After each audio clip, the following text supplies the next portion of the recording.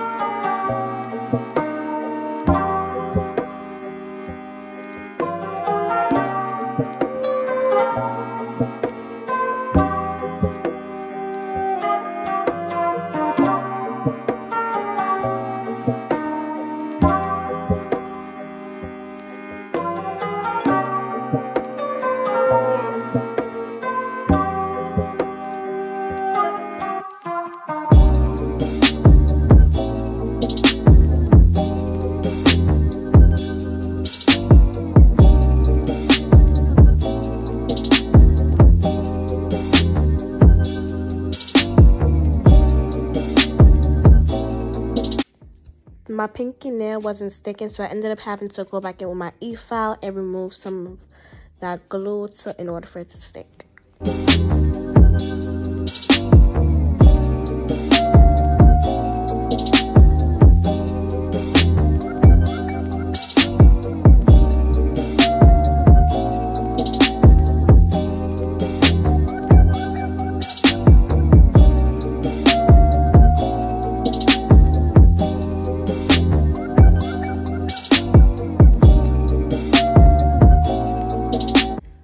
I'm not even gonna lie, it was so freaking hard to manage these nails and oh my god, it was hard to do everything. Once it was so long, even when I cut it down, it was still too long for me.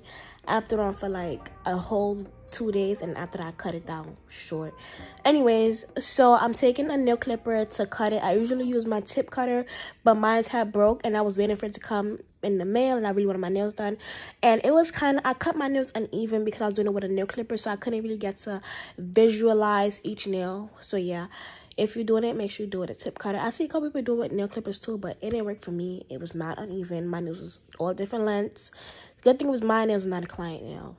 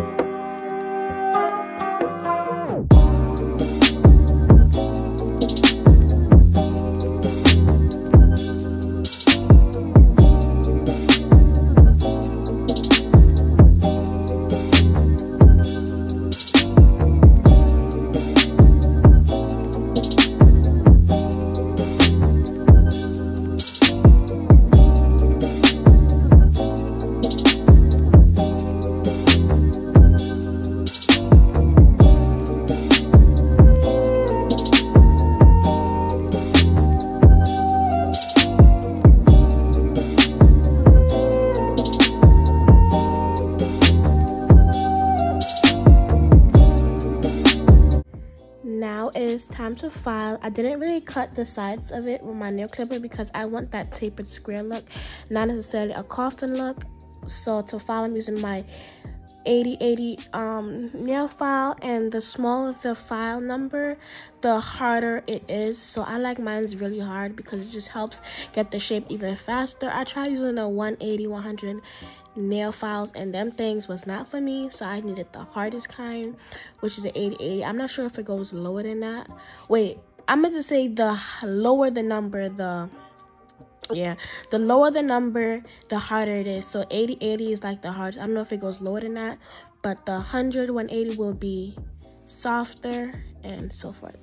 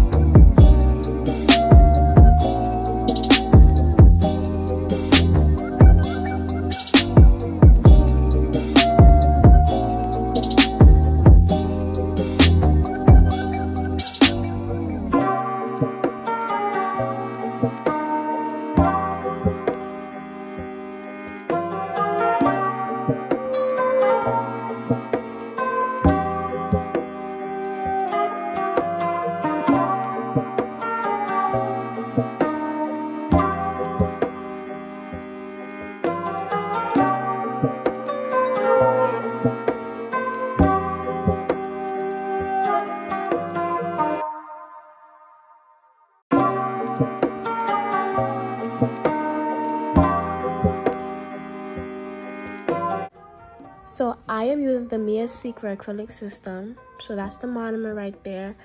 And I'm also using their white acrylic, their natural pink acrylic, as well as the cake acrylic. And that's from the, I'm not sure which collection it's from, but it's from one of the Mia Secret collection that comes with a whole bunch of colors in it. I'll have it in the description box down below. The first thing you guys see me doing is just dipping my acrylic brush into the monomer and then wiping it off clean. Then I dip again. I wipe it off. Well, not wipe it off on the paper towel, but wipe it off on the side of the shot glass. And that's just to get a good ratio so that the acrylic ball isn't too wet or too dry. So after I do that, I just roll the brush in the acrylic and then I place it on my nail. I'm sorry, I don't really know how to explain how to do nails that good, but because honestly, I'm still learning. Like, I'll be learning as I'm going. Hopefully, as you guys watch it, you guys understand more. You feel me? Usually, a lot of people only use like 3 beads to do their nails. But me, I use like a lot of beads on the same nail. I think it's because my acrylic brush is so small. But I can't work with big acrylic brushes just yet. I'd rather my acrylic brushes be small. So I pick a little bit of acrylic at a time. So yeah, I started at the bottom because this acrylic doesn't really spread that much. It dries kind of fast. Like, it's not like, I don't know, it's just not other acrylics. Like, you have to basically use little by little to get it to spread around, because if you use a lot at one time, it's not going to spread all the way down to the bottom of the nail.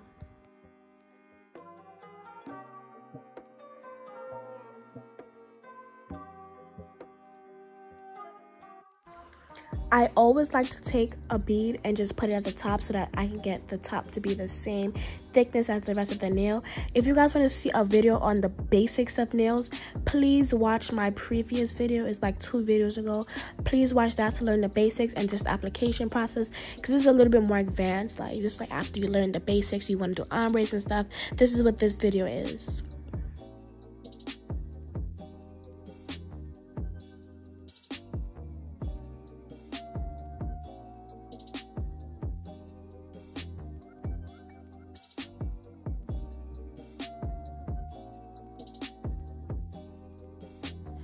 Now we're going in with that color cake, in the mere secret, and this is to create the ombre. So the first thing I do, I take a bead, a small bead, not too big, and I put that right in the middle where the pink and the white will meet. So I put it right there, and then I just spread it out and just do more until I get to the bottom. I also apologize for my frames. Like, my frames be off. I'm so sorry, y'all. I just can't find the perfect frame to catch all of the nails, because like I like to do my nails close to my face. So I'm definitely gonna work on my frames. I know my last nail video, the frames were bad as hell too, but I'm trying, guys. Bear with me.